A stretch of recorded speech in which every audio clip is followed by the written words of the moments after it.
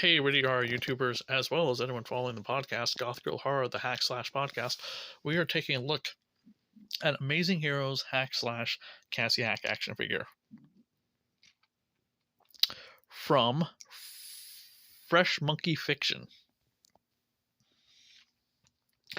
And this has been a long time coming to get an amazingly well done Cassie Hack action figure.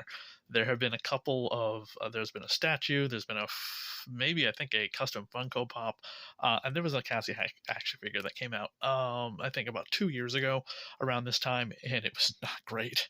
But this one is fantastic. You can take a look at the artwork on here and see, of course, it is by Tim Seeley.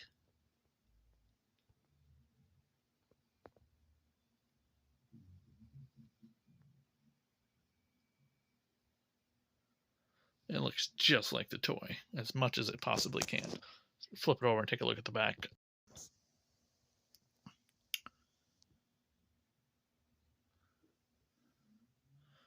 And the artwork, the character art is by Tim Seeley. The other artwork is by Stefano Caselli. Here are some of the other figures that you can pick up, by the way, in the line. You have Queen of the Jungle, Phantom Lady, Phantoma, who Cassie has fought before, Lady Satan, Miss Fury, Black Cat, not to confuse with Felicia Hardy, Bullet Girl, Miss Mask, and a Blank Slate, Master of Disguise, which looks like your kind of generic painted yourself figure.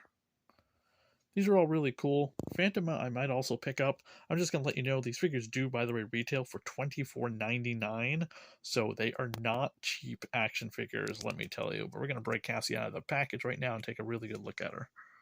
But it's really cool that they gave her a bio card, which I think is awesome. Also, they gave her weight and stats, too. I always wondered how big Cassie was.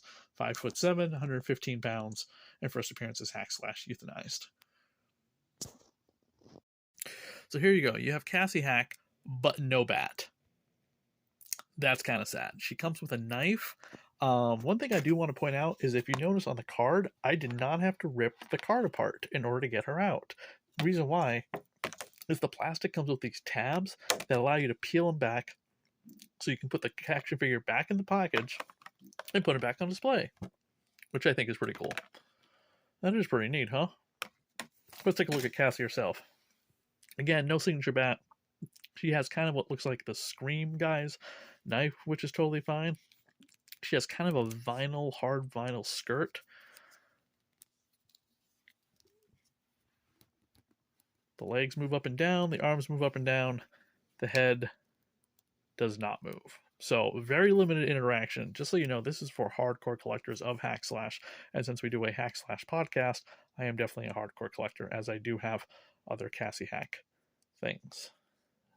It also pegs on the feet, by the way, in order to put her on a standee, maybe. And maybe one day we'll get Vlad, too. Who knows? So I gave Cassie the bat from her other toy, which, by the way, the bat is almost as tall as she is. I want to say this is maybe 3 3/4. This is probably the size of a G.I. Joe, or maybe possibly a Star Wars figure. We'll have to see. I do have a G.I. Joe right here. We will compare some of them in size.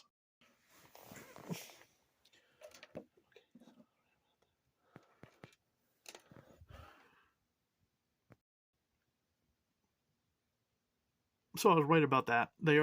She is about the same size as a G.I. Joe or a Star Wars action figure. This is the Snake Eyes re-release from the G.I. Joe toys that are out currently right now in stores.